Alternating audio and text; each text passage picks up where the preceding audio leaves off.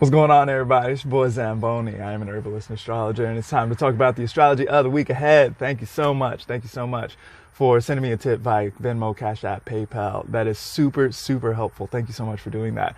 Thank you for checking me out on Patreon, where I teach astro basics and talk about how to make the most of the astrology that we have available to us. Thank you so much for going to thealchemistkitchen.com and getting anything with the discount code ZamboniFunk. That's super helpful as well. Thank you so much.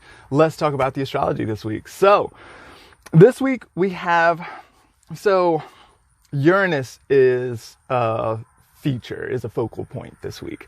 So last week and for a little while now, we've been dealing with stuff moving through Leo and opposing Saturn, right?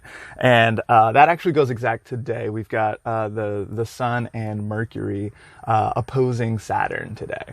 And so I've been talking about Saturn as authorities and obstacles and challenges. And generally when I think about Saturn, I think about like a finger waggy kind of manager or something like this, right? Somebody who cares a lot about efficiency and who doesn't necessarily care about how you feel specifically. Whereas planets in Leo, including the Sun, which is right there and which rules Leo, and then we had Mars and Venus, and now we've got Mercury there as well. They're strongly interested in the individual and what's going on. Like, they care strongly about how I feel. And so there's been this clash, this opposition between the finger waggy Saturn and the sort of like chest push outy, like, ooh, I am here bit in Leo as well, right? And so, a lot of times in the ancient Hellenistic texts, what they talk about an opposition to Saturn is no. It's some kind of negation. It's a denial. It's rough on planets who are opposite to Saturn. There's a big obstacle and some kind of like not happening is what happens here, right?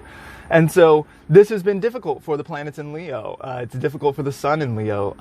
The Sun really cares a lot about this and is super strong in this position. And so, is a formidable opponent, but really has to deal with this clash in a very important kind of way. That's where we are up to today. So then what we're going to do here is stuff in Leo that's the Sun and Mercury are going to continue to move past that opposition and then begin to square Uranus and Taurus. And so this square to Uranus and Taurus, this is Uranus has been very much about liberation, about doing something in a new or inventive or innovative kind of way. I often talk about Uranus as the mad scientist who might blow himself up from time to time, but who is strongly, passionate about doing his thing and knows that it's going to work if I just get another opportunity, right?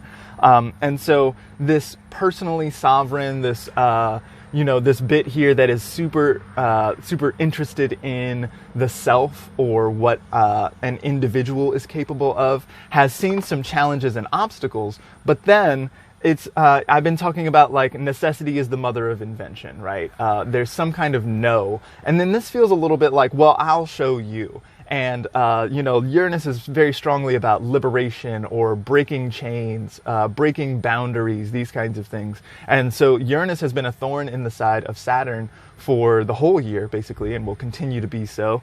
But then this stuff in Leo is going to make this square. And a square aspect is not a super fun one, right? So this still feels like toughness or difficulty, but there feels like opportunity to me here. It feels like some kind of way to flout authority or get around authority or to deal with something in a way, to deal with the no and be like, look, I am me, and what I care about is important, and so I'm gonna do what I need to do in order to get what I want, and so there's something here that really feels like we're gonna be working on that Uranus piece in a really important way. Now, what else is going on with Uranus is that Uranus this week is going to be receiving a trine from Venus in Virgo. Now, Venus rules Taurus, and so Venus is ruling Uranus, and so for Venus, even in Virgo, which is not a super easy position for Venus to be in, but for Venus to be making a trine aspect, this is one of our sort of like harmonious, like shit works. It's fundamentally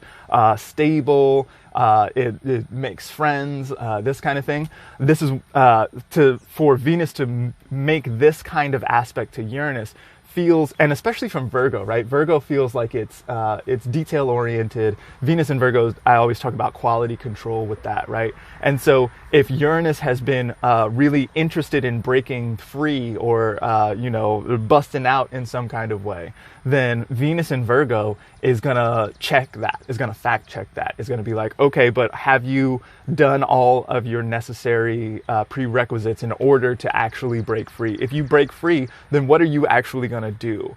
Uranus, sometimes just raw Uranus can be a little bit like the dog who chases the mailman. You know what I mean? If you catch the mailman, what are you even gonna do? Like the dog has not thought that far ahead. And so Venus in Virgo is good at thinking that far ahead. So you break free. All right, great. You have made it outside of your boundaries. You've made it outside of, over some obstacles. You've made it around some obstacles. You've made it to the place that you were trying to get to. Now what? Have you thought through what it might actually be like to get there? Venus is a planet of desire. And so I always, especially in Virgo is so analytical and good at planning and things like that, really good with the journal. I always recommend engaging deeply with the idea of desire and the sort of root of desire in order to sort of, especially with this Uranus component, to sort of like realize where you're trying to go. And Uranus will often throw you in a weird direction or bring some crazy winds that blow your boat in a different direction. You're trying to go east, but now you're going north, and now you got to figure that shit out. If you interrogate your desire deeply, then you can sort of think with, okay, so now I'm going in the wrong direction, but I can go around this other way, and I want to make sure and still arrive at the goal that I'm after here. And so to see this trine from Venus this week really feels like an opportunity. It feels like, it doesn't feel like, so trines usually feel kind of easy in some kind of way. Venus in Virgo is not going to be super easy. This is strict. And Mars is moving into, or has moved into Virgo as well. And so for Mars to be here as well, this is a very problem-solving kind of aspect. Mars really, in Virgo, really, especially with this Venus who's very good at seeing the flaws, Mars, the action principle, is going to really want to do something about that. There are flaws over there. Well, let's smash those shits up and make something good out of it. Or there's wrinkles. Well, let's iron that shit out, whatever it is.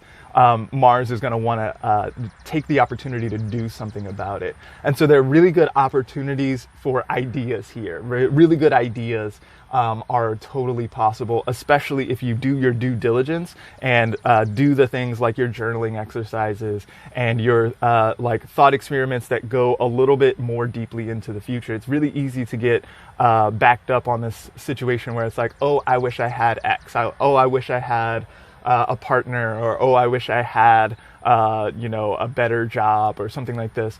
But then, sometimes it's easy to forget that life still happens on the other side of that. And so maybe this thing solves all your problems, but maybe it generates some new ones, right? And so what would it be like to be in that place? And how can we sort of plan for that and make a good future? Both, and that's part of the main thing that I say here on this channel. Not only am I making a good future for myself in my own life and the future of my own life, but we can generate a better world. We can generate a whole better future for generations to come by thinking things through a little bit further. So thank you so much for being here. Thank you so much for participating, for commenting, sharing, liking, following. Thank you for sending me a tip. Again, those are super, super helpful. Thank you so much. They really make this whole thing possible. I really appreciate everybody who does that so immensely. That's what I have to say. Thank you so much for being here, and I look forward to seeing y'all next week. Bye.